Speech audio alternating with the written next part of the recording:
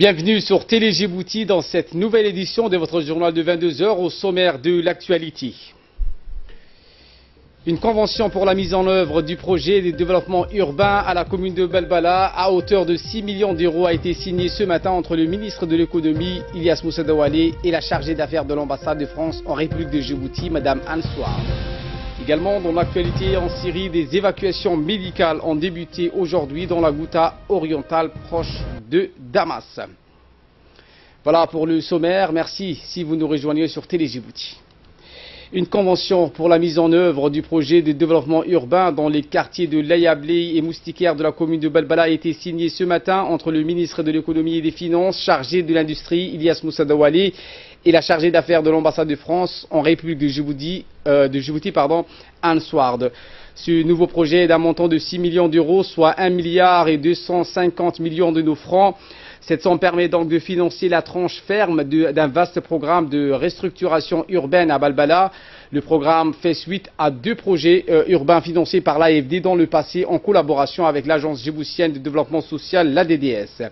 Le projet de développement urbain cible la zone nord-ouest de la commune de Balbala qui s'est urbanisée rapidement de façon spontanée et figure parmi les plus précaires. Ainsi, le projet a pour finalité d'améliorer les conditions de vie des habitants de Layablé et Moustiquaire en termes de sécurité et des fonctionnalités des espaces publics par la valorisation de leur environnement urbain et la fourniture de services essentiels dont les populations de ces quartiers sont privées.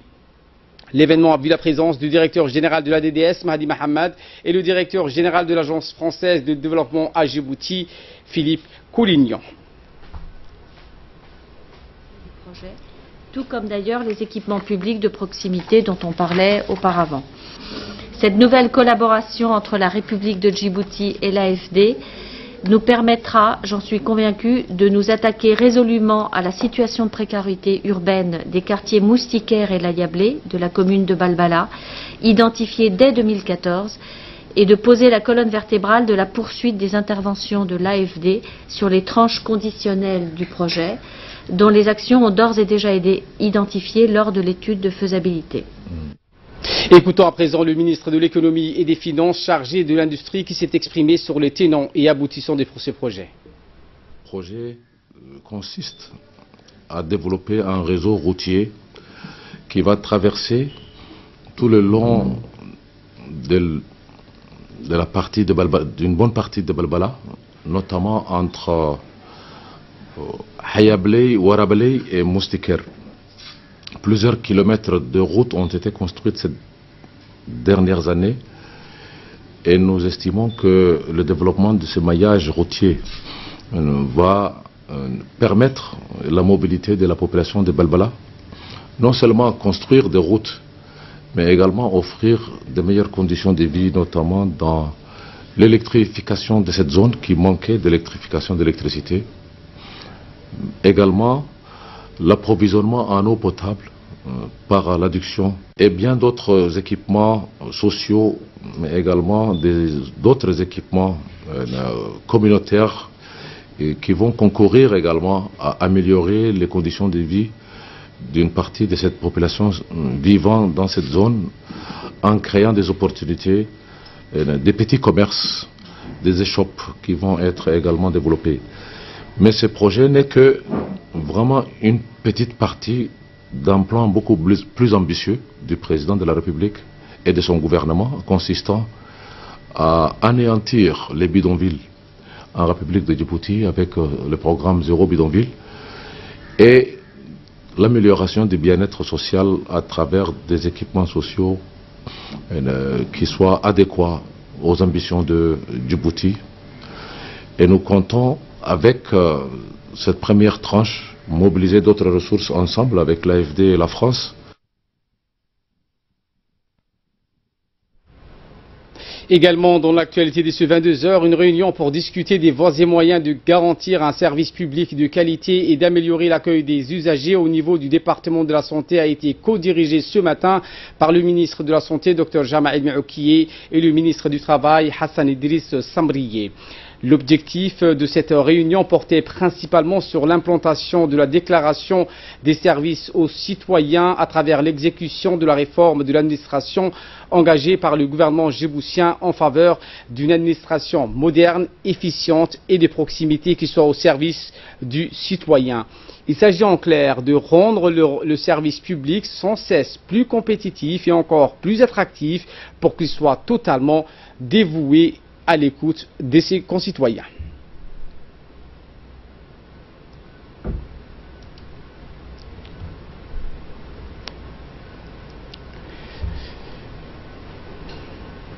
Dans son discours, le ministre du Travail a vivement félicité le département de la Santé pour les progrès tangibles qui ont été réalisés dans le cadre de cette réforme de l'administration. Écoutons un extrait du discours du ministre du Travail. Donc, je n'ai qu'à vous féliciter, n'est-ce pas, féliciter le ministère de la Santé qui, depuis le lundi qu'on avait relancé la déclaration de service citoyen, a décidé de se mettre au premier plan. Donc voilà une réunion d'une grande envergure pour la déclaration de service citoyen. Je ne fais que féliciter et je suis convaincu que si le ministère de la Santé s'y met, donc les autres ministères aussi vont le suivre parce que pour nous, le ministère de la Santé est le ministère le plus important. C'est le ministère qui a donc le plus de contact avec la population et tout ceci relève des instructions qui nous ont été données par le chef de l'État, M. Ismaël Omar Guelleh, afin qu'on s'approche de la population. Donc bravo au ministère de la Santé qui a été vraiment sensibilisé et qui a organisé cette réunion aujourd'hui pour que la réforme puisse avoir lieu. Et j'en suis convaincu que vous et vos collaborateurs seront à la hauteur donc, de la déclaration de service citoyen et d'une manière générale à la réforme. Et encore bravo. Pour sa part, le ministre de la Santé, Dr Jama El Maoukiye, a exhorté ses collaborateurs à préserver davantage dans cette voie et à redoubler leurs efforts pour rapprocher encore plus les structures de santé au plus près de ses concitoyens. Écoutons la réaction du ministre de la Santé. On s'est proposé d'être un département qui va pouvoir exécuter tout ce que la réforme de l'administration réclame. Je pense que beaucoup de choses ont été déjà faites. Je pense que vous êtes là le seul département qui a toiletté ses ressources humaines. C'est pour ça que j'ai demandé au secrétaire exécutif de venir nous visiter, venir dans une réunion, on l'a invité pour que nous puissions les écouter, voir de manière concrète ce qu'on nous en a fait, ce qui nous manque, ce qu'on doit corriger, ce qu'on doit améliorer. Et d'ici à la prochaine réunion que nous allons nous voir, que nous puissions dire voilà, nous avons répondu à tous les points sollicités la réforme de l'administration. Points qui seront déjà faits ou déjà atteints, nous allons leur dire les autres points. Chaque point, il y aura un point focal suivi par un conseiller, que ce soit au niveau du département central ou que ce soit des établissements autonomes. Le ministre de la Santé, Dr Jama El Maoukiye, a reçu hier dans son cabinet une délégation du Fonds saoudien de développement qui a été introduite par M. Fahmi Al-Hag, conseiller spécial du chef de l'État. La réunion était de discuter et de finaliser le projet de financement d'équipements médicaux. La délégation saoudienne était composée des responsables des opérations Abdallah Rouman ainsi que deux autres responsables du département des opérations du Fonds saoudien, en l'occurrence Amar Al-Bahis, Abdurrahman Al-Harbi. Notons également la présence des principaux cadres du ministère de la Santé pour participer aux discussions qui ont essentiellement porté sur l'avancement et les modalités finales d'exécution de ce projet d'acquisition de 3 équipements, à savoir un appareil IRM de dernière génération, une centrale d'oxygène d'une capacité de production de 200 bouteilles par jour et d'une unité de dialyse destinée pour l'hôpital Cheikho. En effet, l'acquisition de ces équipements financés par le Fonds saoudien de développement à hauteur de 2 millions de dollars. Les procédures d'appel d'offres étant déjà engagées sans transition, le ministre de la Santé, Dr Jama El Maoukiye, a annoncé que ces équipements hautement stratégiques seront disponibles et fonctionnels d'ici 2 mois. Je propose de les suivre. Aujourd'hui, nous avons reçu une délégation du Fonds saoudien et notre grand frère, le doyen Fahmi. Et on a parlé en long et en large sur le projet du ministère de la Santé. Le Fonds saoudien avait octroyé 2 millions de dollars de dons au ministère de la Santé, dans lesquels on devait faire l'acquisition de 3 types d'équipements. Un IRM dernière génération, une station d'oxygène complète qui fait 200 bouteilles par jour, et des équipements de dialyse pour ouvrir un service de dialyse à l'hôpital de Balbala. Nous avons discuté en long et en large, toutes les procédures ont été finies, le marché est lancé et tout, et nous avons reçu aujourd'hui la non-objection verbale. Dès cette semaine, ils nous envoieront la non-objection écrite, et d'ici 2 mois, Inch'Allah, nous espérons que tout le matériel sera à Djibouti et que la population de la République de Djibouti pourra y bénéficier.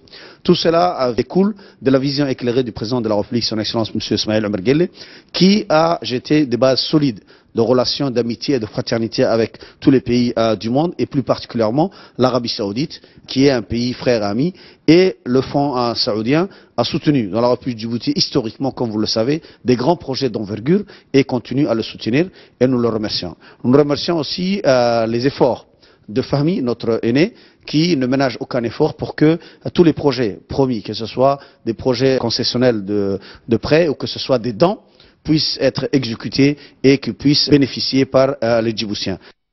Le ministre de l'Éducation nationale et de la formation professionnelle, Moustapha Mohamed Mahmoud, a réuni ce matin au centre de formation des enseignants les chefs d'établissement de l'enseignement privé et associatif. Le but de cette rencontre consiste, selon le ministre, à renforcer le partenariat public-privé pour un enseignement de qualité. Une mesure phare, largement applaudie, a par ailleurs été prise au cours de cette réunion. Désormais, les élèves des lycées privés qui passeront leur bac ne seront plus considérés comme candidats libres, comme dans le passé, mais tout simplement candidats au même titre que leurs camarades des lycées publics. Le ministre a souligné en outre la place et le rôle du secteur privé dans la scolarisation des enfants djiboutiens.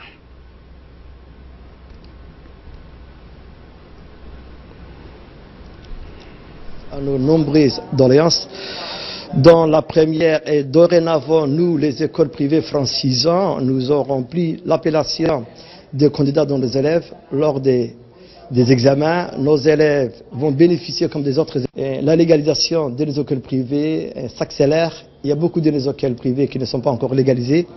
C'était un point très important. Il nous a montré son intérêt à ce que celle-là aussi se règle et nous le réjouissons beaucoup.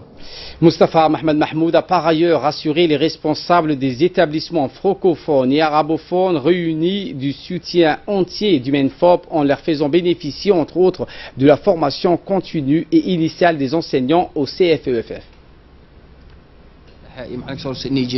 macallinkii waxaan ku qaadanay sanadkan license-kan ku qaadanay markaan darajo lagu qaatay marka hore bac baa lagu qaadan jiray imika licence baa lagu qaatay.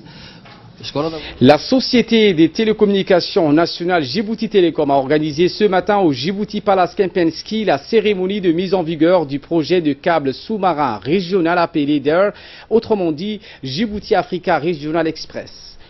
Cette cérémonie a vu la participation du ministre de la Communication chargé des postes et des télécommunications Abdi Youssouf Sougué, le directeur général de Djibouti Telecom Assowe Bouh. La cérémonie de mise en vigueur du contrat de construction et de maintenance du projet de câble DER a vu aussi la participation des hauts cadres de la société de Djibouti Telecom. Cet accord découle de la démarche adoptée par la République de Djibouti dans son rapprochement pragmatique vers les pays frères de la région pour une intégration économique florissante.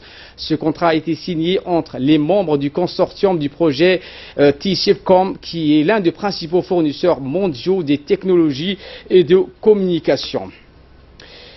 Le ministre Abdi Youssouf Sougué a donc indiqué qu'il s'est réjoui de ce nouveau contrat avec la société Djibouti Telecom. Je vous propose de le suivre. Aujourd'hui, je suis fier d'être à vos côtés pour prendre part à la cérémonie organisée pour la mise en vigueur du contrat de construction et de maintenance du projet DER. Ce contrat a été signé entre les membres du consortium du projet et TI-SIPCOM, l'un des principaux fournisseurs mondiaux de technologies de communication sous-marine, le 25 mai 2016 et est entré officiellement en vigueur le 21 décembre dernier. Cet accord découle logiquement de la démarche adoptée par la République de Djibouti dans son rapprochement pragmatique vers les pays frères de la région de la Corne de l'Afrique pour une intégration économique florissante. Nous nous trouvons aujourd'hui dans un environnement de plus en plus connecté et placé sous les signes de l'intelligence qui englobe l'informatique en nuage, les mégadonnées et de nouvelles applications dans des domaines aussi divers que la santé, les finances. À mesure que les infrastructures se déploieront et que la connectivité progressera, le rôle des services et applications se renforcera. Il est donc tout à fait évident que le développement des systèmes de transport de capacité est d'une importance capitale pour la concrétisation de notre objectif commun qui est de parvenir à un développement socio-économique durable. Dans un point de presse, le directeur général de la société Djibouti Telecom est revenu sur l'importance du système de câbles sous-marins appelé DER. C'est venu à cette cérémonie concernant la mise en vigueur du projet des câbles sous-marins régional DER, Djibouti Africa Regional Express, qui est effective depuis le 21 décembre 2017. Ce grand projet régional s'inscrit dans le cadre de la vision 2035 initiée par son Excellence le Président de la République, celle de faire de Djibouti le hub régional dans le domaine des télécommunications et des technologies de l'information et de la communication. Djibouti a l'ambition de devenir la plateforme numérique des échanges de la région. Djibouti a également l'ambition de devenir le phare de la mer Rouge, le pays phare de la mer Rouge. Si auparavant on appelait Djibouti terre de rencontres et d'échanges pour le bien matériel, demain nous avons l'intention, l'ambition de devenir aussi une terre de rencontres et d'échanges pour le bien numérique. Eh bien, Asma Oubaker est avec nous sur ce plateau pour la chronique de la soirée. Asma Oubaker, qu'est-ce qu'on peut retenir donc de ce projet qui a été signé entre les deux parties, en l'occurrence la société Djibouti Telecom et la société donc BTB Stockholm? Alors, Aline, Djibouti, une fois de plus, a fait un pas vers le monde connecté de l'Internet, précurseur dans le domaine, dans cette partie de l'Afrique connecté. Donc, voici le mot qui est la pièce maîtresse de ce projet, et comme nous le savons, le câble de communication sous-marin DER, donc Djibouti Africa Regional Express, est un système câblé, planifié le long de la côte et de l'Afrique entre la Tanzanie et le Yémen, géré par un consortium de 7 opérateurs. Nul n'est aujourd'hui pleinement capable de mesurer la profondeur des mutations que le développement d'Internet engendre à travers le monde dans les relations entre les individus, les entreprises et les États. Il est désormais commun de dire que le net abolit les frontières et les distances, produit à la fois foisonnement et uniformité, et constitue un espace autonome et dématérialisé, tout en étant profondément ancré dans le quotidien de chacun. Des multiples acteurs allant de l'internaute producteur occasionnel mais croissant de contenu à des multinationales de l'Internet, potentiel de près d'un tiers de la population mondiale. La moitié d'ici 2020 participera à la croissance ininterrompue de cet écosystème. Il faut bien rappeler, Ali, que l'économie numérique irrigue désormais sur toute la planète la vie des citoyens, des entreprises et des services. L'impact de l'Internet sur l'économie mondiale, c'est-à-dire l'ensemble des activités basées sur l'Internet ou liées à l'Internet, a été estimé à près de 4% de PIB en 2010. Aujourd'hui, alors ce chiffre a été multiplié par 100. En bref, il va de soi que la République de Djibouti prenne part à cela.